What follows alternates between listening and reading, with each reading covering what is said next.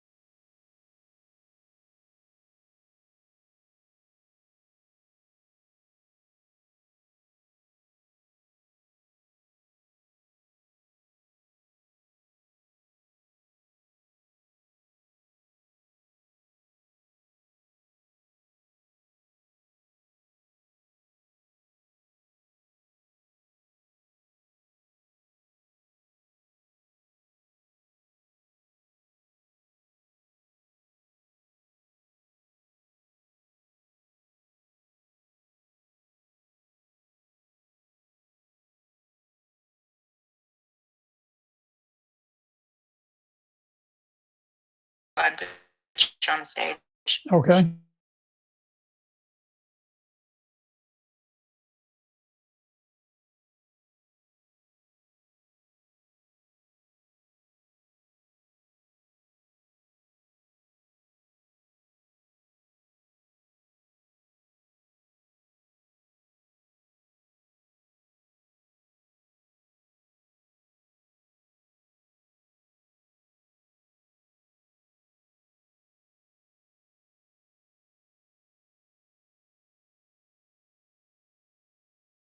Little bit.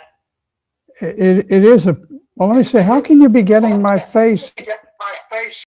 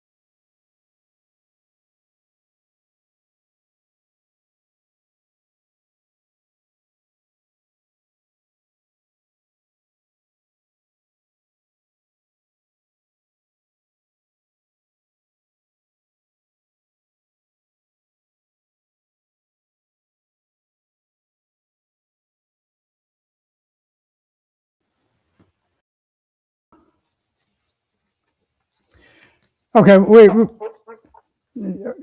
Morgan, are we on? Are we on now? Yes. Okay. All right. Apologize again. I'm not sure what the difficulty is, but in any event, happy Easter Sunday. We had just started to talk about the two U.S. aircraft that were downed over Iran, and there was an F-15E that was shot down, and the pilot was recovered. But the co-pilot has not been recovered, and there have been attempts to rescue the co-pilot. The two Black Hawk helicopters that went in to try to get him were both shot up, but they managed to return to base. The Iranians have put a bounty on the head of the co-pilot to capture him alive. That's fortunate.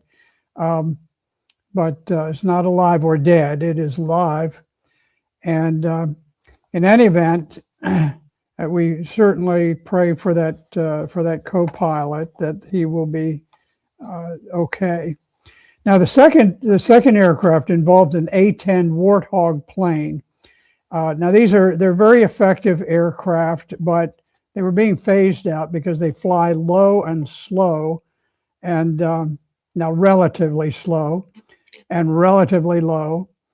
But this makes it vulnerable to Iranian shoulder-fired anti-aircraft missiles. And the Warthog was shot down, and fortunately, the pilot was rescued in that case. So right now, 2 planes went down. One pilot, the co-pilot of the F-15, is missing, and so we'll see what happens there. Now, it is clear that at least at this moment, Iran dominates the Strait of Hormuz and controls the global economy. Now, we'll see what happens. The United States and Israel are attempting to bomb the country into submission just by destroying all sorts of infrastructure. There was a very major bridge that was destroyed with the loss of a lot of innocent life. There's also been bombs dropped very close to a nuclear power plant. Now, this is clearly illegal under international law to attack nuclear power plants, and it was on the edge of the power plant, so we don't know. And Israel carried this one out. They have very little regard for the law of war and that type of thing. So typically, when there are really seamy types of things to be done, it's the Israelis who carry it out. Israelis are doing many things. In the war in Lebanon, you know, the Israelis have attacked Lebanon, and they've attacked Lebanon just periodically over and over and over since the creation of Israel in 1948. The reason that Hezbollah exists is they are a defensive force that protects the Lebanese border against Israeli aggressive attacks. And Israel has driven into Lebanon, and in the course of that, there are UN peacekeeping troops that are deployed to hopefully, honestly, to keep the Israelis from attacking into Lebanon. But the Israelis have killed a number of the UN peacekeepers. They really just don't let anything stand in their path. It doesn't matter what is right or wrong. Right is what Netanyahu defines it to be.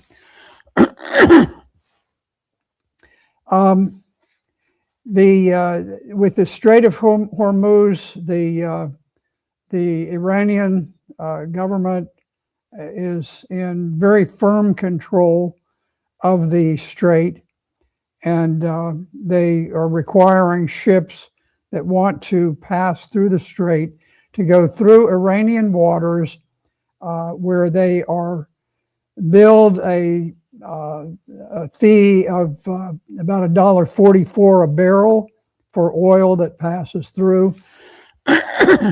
And the oil has to be paid in Chinese yuan or in cryptocurrency. So they're trying to shift the trade in global oil from the US petrodollar, which gives us an enormous geopolitical advantage, and they're trying to shift it to the Chinese yuan.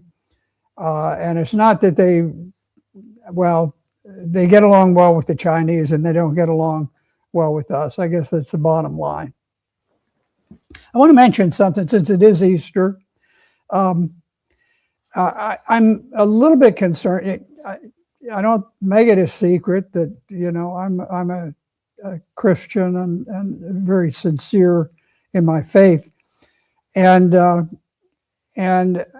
I am concerned about some of the rhetoric that's being tossed around by what I would call Old Testament evangelicals, who are sort of the Israel first crowd, and they have very close connections with the very wealthy Israel supporters, and they're using such extreme language, and they're in some cases praying to God for things that are very improper, and so I don't intend to criticize anyone by name, but I am concerned when top leaders and certain evangelicals closely aligned with Israel begin to encourage extreme violence and to suggest that Iranians should not be shown mercy.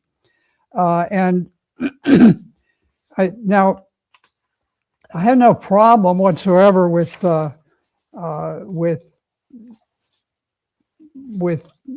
Christians praying for our troops, for praying for an end to the war, this type of thing. But I think it's important that that Christians refrain from using language that suggests that God would condone violence against people or become merciless with them. And I just want to point out, I don't want this to become a sermon, but it's important to listen to the Beatitudes that were spoken by Jesus in his Sermon on the Mount. Now, there really are few words spoken by Jesus that are considered to be more profoundly insightful into his teachings. I want you to remember that nowhere in Scripture does Jesus encourage war or suggest that that it's a part of his scheme to bring about the spread of Christianity. And where he has one comment that says that he comes to bring the sword, he's talking about and Christians have all agreed on this from the very earliest, that he was talking about the fact that his words and his teaching were going to, in some case, divide families, brother against brother, because they were rather revolutionary at the time. And so I don't think Christians have ever taught that when he said, I come to bring a sword, that he meant anything military. He meant that as a rhetorical way of saying that it's going to be tough. You're going to have to be tough to stand up for your Christian faith. But listen to these Beatitudes and think about them. Now, there are Christian leaders who are saying that there should be no mercy given to the Iranians. And here's what Jesus says about it. Blessed are the merciful, for they shall obtain mercy. And here's what he says about peacemakers. Blessed are the peacemakers, for they shall be called the children of God. So pray for our troops this Easter. From the very beginning, Christians have prayed for those in uniform. Jesus himself praised a Roman centurion for his faith. And there were Christianity was widespread among the Roman soldiers. Now, obviously, a lot of that developed after the crucifixion. It's important to remember also that that Pontius Pilate never wanted to crucify Jesus. He did everything humanly possible to avoid it. But the Sanhedrin, the Jewish leaders and governors of that area, they were the ones who paid the 30 pieces of silver to Judas. They were the ones, their militia were the ones who went out and arrested him in the Garden of Gethsemane. And because they lacked legal authority to crucify him, they took him to Pontius Pilate, who then went in sort of a desperate attempt to avoid being forced to crucify him. And eventually the Sanhedrin paid the mob to cry and to threaten to riot, and they boxed in Pontius Pilate. So in any event, but at that point, then the Christianity just flashed through the Roman armies, and it was very, very widespread. So, but at no time did Jesus Christ ever encourage soldiers to avoid service or to desert their ranks. So it's always proper to pray for our soldiers and to pray for an end to the war. But let's encourage leaders and particularly some of these Israel First evangelical ministers. I love our evangelicals, but there are a small number of them who are so devoted to Israel. They focus on the Old Testament and ignore the New Testament. And we need to get away from this kind of rhetoric. It's a sort of rhetoric that has allowed Benjamin Netanyahu to engage in a genocide in Gaza, to allow the West Bank Jewish settlers to murder and beat and to zip tie men's penises in the West Bank. It's a horrific thing. I do not want us to follow the lead of Netanyahu, whom many of us view as being, one of history's most sinister individuals. So let me just shift over here.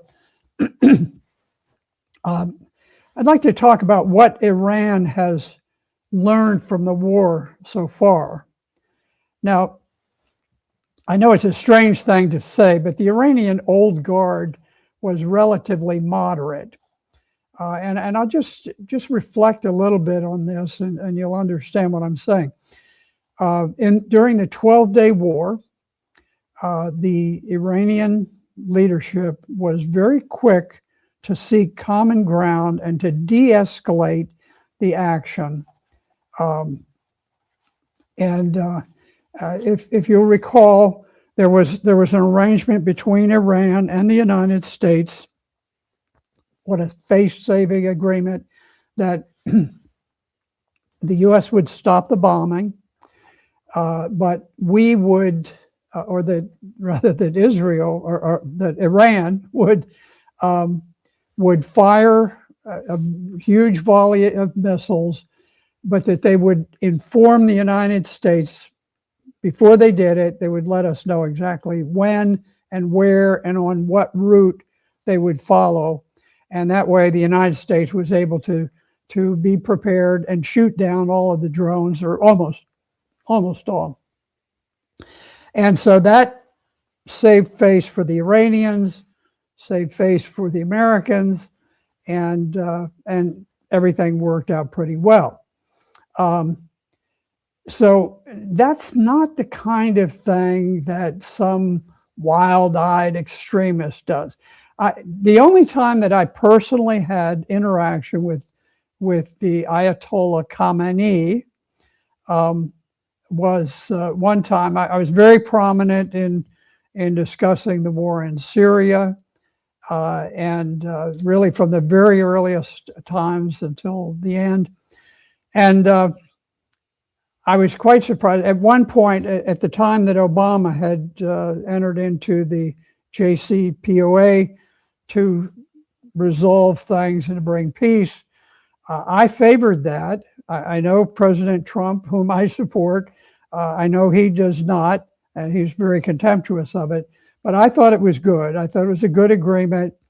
And so there was an incident that occurred where there was a U.S. warship in the Straits of Hormuz, and there was a small boat loaded with sailors that lost engine power, and it drifted into Iranian waters.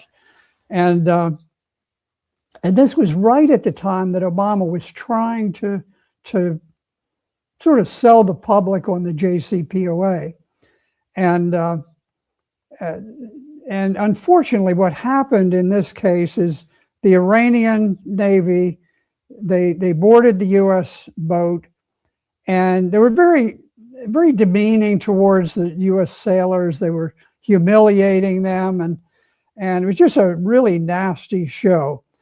And so while I was talking about what was going on in Syria and the surrounding areas, I made the point that I thought that Iran had missed a golden opportunity, that regardless of what this boat was doing, whether it was legitimately just floated away without power, or whether it was maybe on some spy mission, really didn't matter. It was not that important. What was important is that if the Iranians had boarded the ship, had, showed sympathy and so forth, had taken pictures gripping and grinning with U.S. sailors, and had thrown them a line and towed them back to the U.S. warship, and then seen them up on board and waved. It would have been an incredible PR opportunity. That's all that I was saying. And I guess it concerned the Ayatollah enough to where his secretary contacted my secretary, and we had a brief exchange of messages.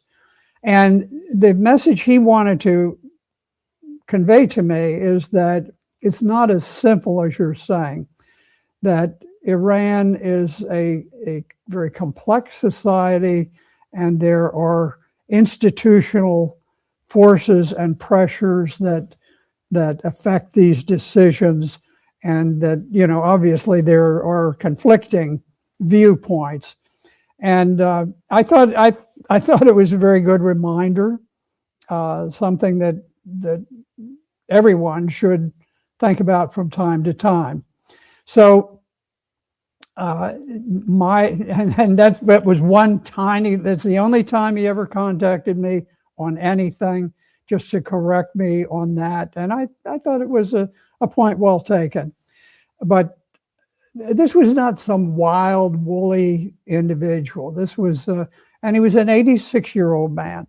So, and I'm going to tell you, at 86, you start to slow down and you think, okay, I want to leave things in a nice state for everyone. And so this idea that portraying him as some wild-eyed radical, I really don't buy it. And frankly, with the Iranians generally, I'm not too impressed by that type of thing. But in any event, so what has Iran learned? When Israel went in and assassinated, murdered the leaders of Iran, what happened is that you wiped out this old generation of people who had worked accommodations with people throughout the world. They had certain kind of moral, barriers to doing this or doing that. And all of a sudden you had a new guard of very, very embittered people who took power. They had seen us try to trigger a revolution, and overthrow the government, which did not make Iranians fond of us. And they had also seen their brothers, their fathers, their uncles, their wives, their children killed by these Israeli airstrikes, because the Israelis do not allow anything to stand in their way. They don't. They're not hung up on the law of warfare and civilized conduct, that type of thing. So they're very bitter. So here's some lessons that they've learned. Number one, Israel and the United States will use peace as a cover for assassinations and surprise attacks. The new guard in Iran will trust no one. They're finished. They've watched and they've seen that when you conduct peace negotiations in good faith with the U.S. and Israel, then you will almost certainly be killed. And that will be your reward. The new guard has learned that the old guard's compromising and their deal making really accomplished nothing for Iran and just got them killed. They discovered that the best defense and the one that is the most morally justified for them is not to go out and to come up with some new strategy to do something more horrific than the other side, but simply to do a tit-for-tat response.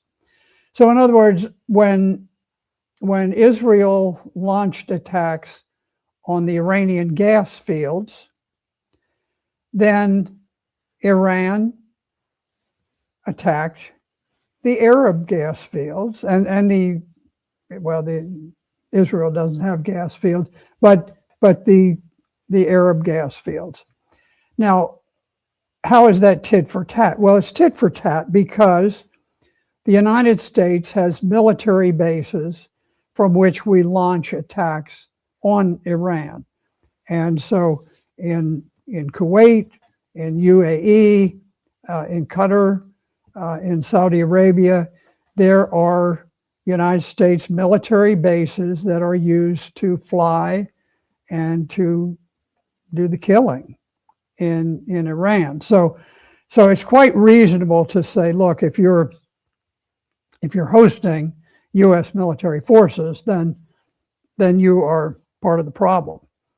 And so when they launched attacks against the Arab gas fields, very quickly it got to the White House, and the White House said, okay, let's, Israel, you've got to stop this, no more attacking the gas fields. So that's where we stand right now. So this tit for tat, where they wait, because of course they didn't attack anybody. They were hit with a kind of a Pearl Harbor style attack by the United States and Israel, particularly by Israel, because there seems to be some question whether President Trump was actually trying to discourage Israel from launching this horrible war. And then when they did it anyway, he was kind of in a posture where he was kind of forced into joining in. I wish he had not been. I wish we had just left it to Israel to figure out what they were doing. But in any event, the tit for tat response has been very effective as a strategy, and it protects Iran from any criticism that, hey, look what you're doing. You have no right to attack gas fields that affect the globe. Well, sorry, they attacked ours first. And with the desalinization plants, it's quite clear that there was discussion about Israel attacking the desalinization plant so that they could cause people to die of thirst in Iran. But that seems to have sort of subsided a little bit, because Iran made it very clear that there are all these major desalinization plants. For example, Riyadh, Saudi Arabia, is mostly serviced by desalinization plant water. And so the Iranians had just made it clear, okay, you can certainly kill a lot of Iranians by cutting off our water, but just be aware that the capital of Saudi Arabia is probably going to have to evacuate to who knows where, because we're going to punch back. So it's been very effective, tit for tat. Another lesson that has been learned is that Hezbollah is alive and well. They are fighting back against the Israeli forces that are invading Lebanon, and they have been successful at knocking out a considerable number of Israeli tanks. It is quite a change from what it was back 6 months ago. And now the Israelis, while the Israelis are, they're slaughtering people in Iran or in Lebanon, just like they are in Iran. I think a couple of thousand people now. Many of these, by the way, for those who somehow feel more comfortable with the deaths of Muslim Arabs, just understand there are plenty of Christians in Lebanon. And the Israelis, if you ever thought that Israelis somehow had a hands off with Christians and tried to keep them from dying, I don't think so. The Christians are not their interest. And so there are plenty of Lebanese Christians who are losing their homes to the Israeli invading force, and they're losing their businesses. They're losing their sons, they're losing their daughters, and that type of thing. So, but in any event, Hezbollah is alive and well, and they are knocking out enemy tanks in considerable numbers. The next lesson that they've learned is that Israel and the United States simply have no allies of any consequence. The world is not prepared to join in what they view as a potentially suicidal mission.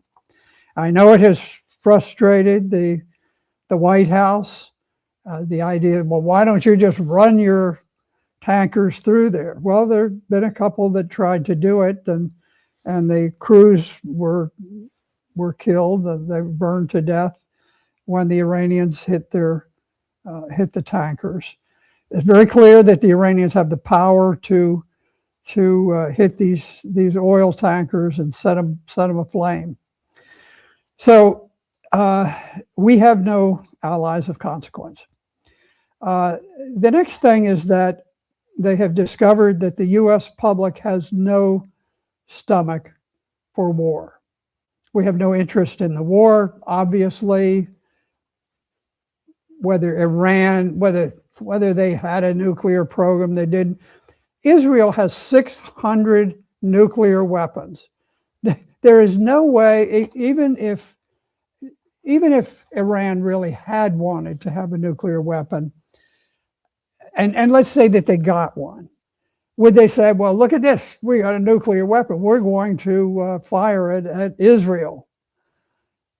And what?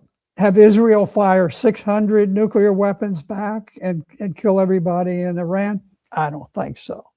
And so this idea that somehow they're an imminent threat, there are countries with nuclear weapons. Pakistan and India have nuclear weapons. North Korea has a nuclear weapon. They haven't just attacked South Korea. There are many things that constrain countries from doing radical things, and honestly, I'm not so sure. Well, I shouldn't say that, I suppose. But anyway, in any event, keep in mind this man who's been demonized, the Ayatollah Khamenei, who was assassinated by Israel, was the man who 4 years after he came to office, following the very bloodthirsty Ayatollah Khomeini, who's the names are easy to confuse. But the first Ayatollah who replaced the Shah was a very brutal fellow, in my opinion. And but when Khomeini took over, he had to consolidate power. But after 4 years, he issued a religious fatwa, which in a way has the same effect as a U.S. Supreme Court edict. He said that it was morally improper for Iran to have a nuclear weapon, and Iran would not seek to have a nuclear weapon. And that may remain the law of the land from, I think it was like 2003, but way back then. And so they've had a nuclear program, but they did not seek nuclear weapons. The new regime, I don't know what's going to happen, but certainly we haven't given them reason to think that if only they act reasonably, then we're not going to harm them. So I can't tell you what the new regime will do. All that I can tell you is that if in some way they were to become nuclear armed, it might settle things down in terms of people attacking them recklessly, as has happened this time. But I don't think that it would create a nuclear threat, because of the fact that Israel is one of the great nuclear powers of the world. We have discovered, or I won't say we, Iran has discovered, I guess we have too, that Asia, Europe, Latin America, Australia, and Africa have dramatically divergent economic interests from our own. And honestly, the rest of the world is quietly on Iran's side and not on ours. I can't think of a time when this has really been the case. There may have been, but in my lifetime of watching foreign affairs, this is the first time that we've been totally abandoned by the world, because they simply view the war as being unjust. But more important, they're not always hung up on justice, but they're most importantly, their economic interests are in accommodating the matters with Iran and not seeing the Straits of Hormuz cut off, because it's incredibly damaging to them. We can handle it domestically, but in terms of global world trade, if it doesn't get resolved at some point here, it's going to cause a global recession. The next thing that has been learned is that U.S. war stocks are badly depleted, and there is some risk that Iran may outlast us in this regard. I don't know, I can't tell you, but there is at least some suggestion that Iran may continue to fire missiles once our missiles are depleted. It is clear that Israel will kill leaders who become prominent, and I think that part of the Israeli strategy is to kill off any leader who emerges in Iran in order to keep the United States from making peace. In the end, the great goal of Netanyahu is to get American troops on the ground, engaged in bloody battle that will go on for generations, and shift the focus of violence from Israel over, far distant to Iran. So Israel is out to kill any prominent leaders so that the U.S. has no one to deal with. And we've heard the president expressed that. He said, well, I don't know who's in charge, and we're trying to figure out who to negotiate with. That's not by accident. Israel knows what they're doing, and this is the idea, to decapitate so that there is no one to make peace with. The final thing that I'll mention is that Iran has made it clear that they control the world oil market, and that by doing so, they can impose a global recession. It's not just oil, it is also the products that fertilizer and products with which to make fertilizer. There are a great number of extremely important things that come out of the Straits of Hormuz that flow through there. And really, Iran has a stranglehold on the world economy because of this. Now, who knows? Maybe we will just cause enough murder and mayhem, and maybe we'll be able to get away with it long enough to where the Iranians are forced to accede to our wishes.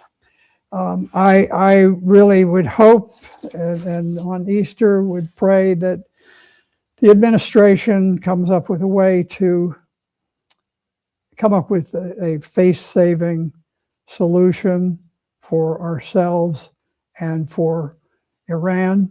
And I would hope that we are not terribly influenced by Israel. Their interests and the United States' interests, the interests of the American people, do not coincide. Not in the slightest do they coincide. The interests of Israel are absolutely in conflict with the interest of the American people, American culture, and I just very much hope that that we draw back from them and from all of the wars that they have caused us to engage in across the Middle East, going back to Herbert Walker Bush.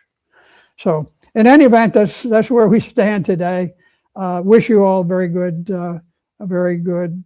Easter, and I will be there praying for tomorrow, praying tomorrow for peace and for our troops. And so in any event, have a good Easter tomorrow, and we will see you next Monday.